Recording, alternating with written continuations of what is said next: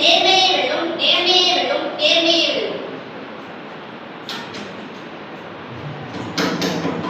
கதாபாத்திரம் ராமு, நேர்மையான விவசாயி, கதையின் நாயகன், நேர்மைமிக்க உழைப்பாளர்.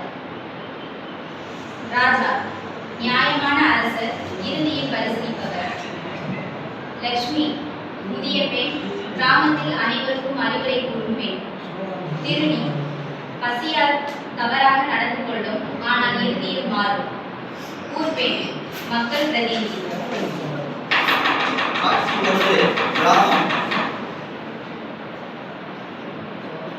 எங்க ஊர் நல்ல ஊர், ஆனா இப்போ சிலர் பொய்யும் சதியும் செய்றாங்க. நேர்மைதான் வாழ்வின் மொழி. அம்மா, நான் என் உழைப்பில் வாழும் எந்த சிக்கல் வந்தாலும் நேர்மையாக இருப்பேன் அம்மா. அதுதான் மகனே.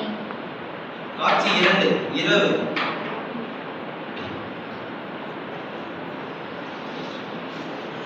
எல்லாரும் ராமோ நல்லவன்னு சொல்றாங்க. இந்த வீட்டுல இருந்து பொருள் எடுத்து போயிடலாம். யார் அங்கே? என் வீட்டுக்குள் என்ன செய்றீங்க? நான் காற்றுதான். காற்றா? எப்போ எப்படி கதவு திறந்துச்சு? காட்சி 3 ராஜா அரங்கம். என்ன விஷயம் ராமு? அரசே, இந்த பெண் என் பொருளை எடுத்து விட்டாள். மன்னிக்கவும் அரசே, பசியால் செய்தேன். ஆமாம் அரசே, அவளை மன்னித்து விட்டு விடுங்கள். அவளுக்கு ஏதாவது வேலை இருந்தால் கொடுங்கள் அரசே. நல்ல மனம் ராமு, உனக்கு ஏதோ நேர்மையும் தெரியும்.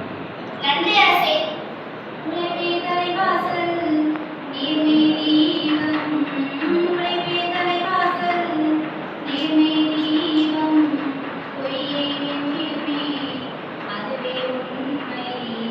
பொய்யை வென்றிடுமே, அதுவே உண்மை.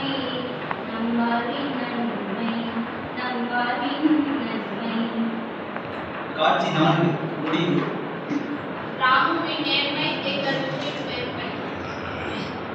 நினைவில் வைங்கள் பிள்ளைகளே, உண்மை எப்போதும் வெற்றி பெறும். உண்மையே வெல்லும், உண்மையே வெல்லும், உண்மையே வெல்லும். நேர்மையால் வாழ்ந்திடு நலனுடன் நீதி, பொய் சொல்லா மனம் கொண்டார். நேர்மையால் வாழ்ந்திடு நலனுடன் நீதி, பொய் சொல்லா மனம் கொண்டார். உலகமே உனை கைகூடும். உலகமே உனை கைகூடும். நன்றி, வணக்கம்.